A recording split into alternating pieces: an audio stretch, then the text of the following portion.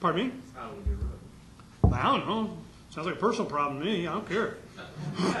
I mean, honestly, I don't care. I don't put them in a position to have any effect on what I do.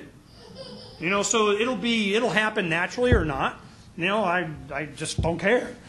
I was curious where you see these the Tea Parties going, if that'll have any effect. No, hell no. That was in Arizona. They have the Americans for Prosperity, which is the Republican du jour jump in front of the parade people. Okay. And they have this thing, congressman this, congressman that, state legislator, what you call, talk show host, conservative clear channel, what's his name, all that. They call me, Ernie, we noticed that you weren't, we need you to be a speaker at our, teabagger, all right? So I go, I won't be nice. And they go, well, we were kind of, you don't get to say what I get to say. I get to do whatever I want. Get my few minutes. You go on Arizona Tea Party, Ernest Hancock, and you'll see my speech. Do Barry Hess, and you'll see his too. Both, we kicked ass, man. So the first thing I do, I get up and I go, I just want to make it clear, I'm not with these guys. Okay? And I went on about the revolution. You guys have no idea. Every single one of these guys that talked in 2008, all of our revolutionaries know what they said. They got archived YouTubes of all this crap. You think that you're not going to, in 2010, going to show you inconsistencies of what they're saying now and what they were saying then? You know, we know what they did. Do you? Of course not. They're all Fox News watchers and Clear Channel listeners. So I just go out and I don't slap them around or anything. I said, look, you better pay attention to this next generation. They're going to whip your ass. Okay? So give them some respect. So the thing is that, and of course I clean up my language. It's Republicans. But the point is that, you have that kind of experience with these people, and you see that a lot of these people were the libertarian Ron Paul kind of stuff that went out and had, but they had been co-opted. They wanted to have this parade and jump in front of it. It was all a Fox News thing, and even CNN saying it was Fox News to help Fox News. I mean, it's just a game that they play. It's like Republicans and Democrats. They're part of the same thing. It was just to promote this. So all these people is exactly what you would see in '92 with the Ross Perot thing. People would come by the tens of thousands, and it was 6 weeks before they finally broke it. I remember it was a Monday. I got a call from a TV station in Tucson, NBC affiliate, said, can you come down here and talk to us about this Ross Perot thing? I had nothing to do with them, but they knew I knew about it.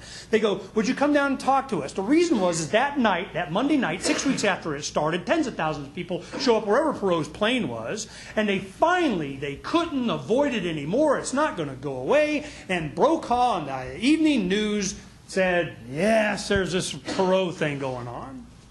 They never report the news. They just spin the olds. That's not what it's not about what you print. It's about what you don't print. So I understood what was happening. I'm going, God, man, you guys are so part of the problem.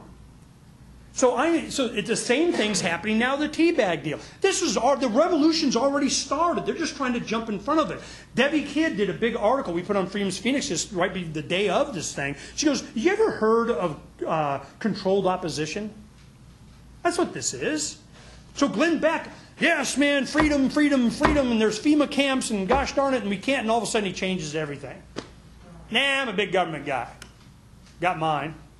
What do you think was going to happen? Ed Schultz, the big progressive on Fox. All of a sudden, boy, wow, he's going to be anti-war or something. No. Come on. I mean, quit looking for somebody else to pay attention. There's another thing in the revolution. I'm looking at the Iowa straw poll. The reason there were so many young people here is because they grew up with the internet. They became of age. They went through puberty along with the internet in the mid-90s. All of a sudden, they could push the truth button. That was the only difference. That's why there were so many young people, because they had more access to the truth. There was no difference between them and truth seekers here that were older than you.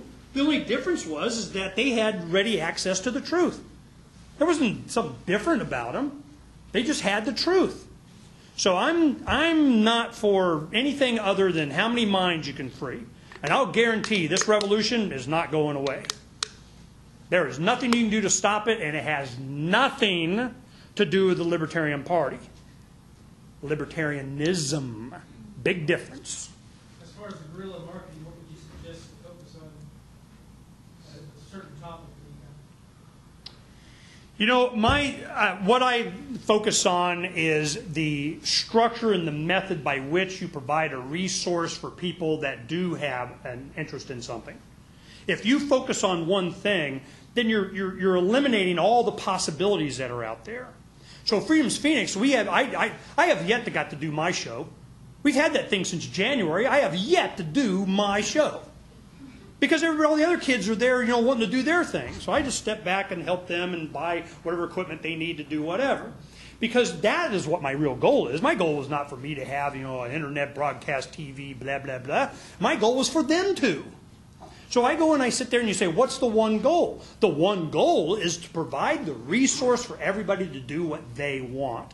Because you can't get more enthusiasm and more work out of somebody than a person that's doing what they want to do.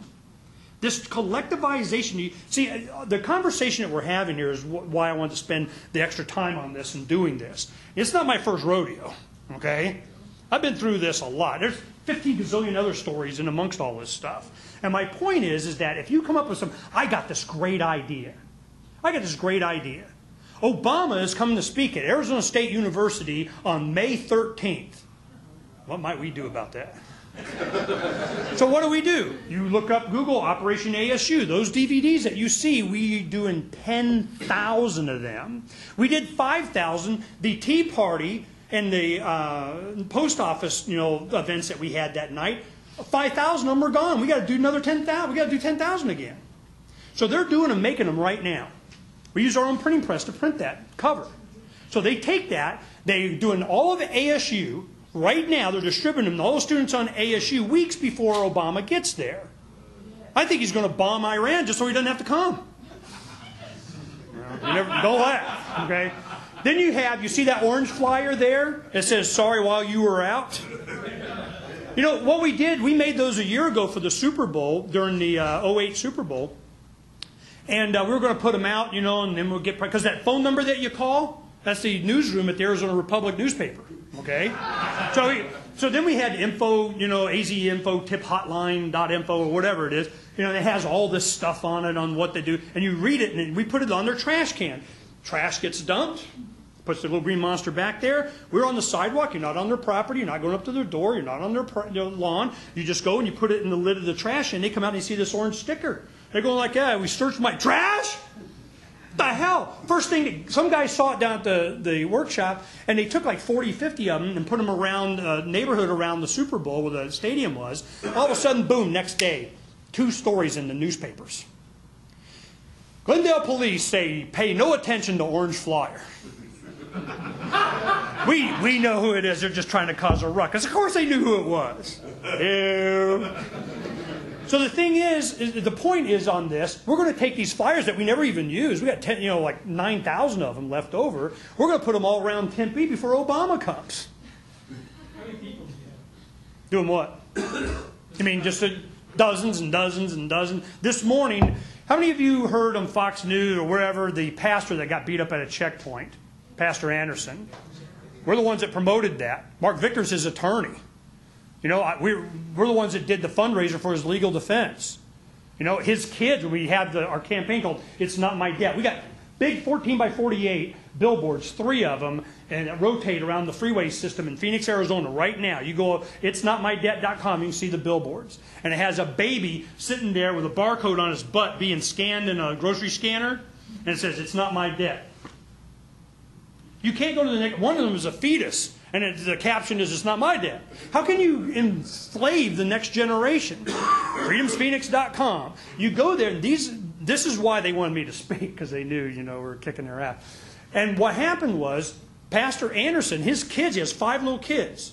He's a pastor, 5 little kids. His wife's from Hungary and East Germany, lived under communism. He's opposing this checkpoint, wouldn't answer their question. Got a bunch of videos where they let him go. Okay, go. This time, they beat the living snot out of him, broke the glass, you will comply or die kind of thing. And we go, thank you.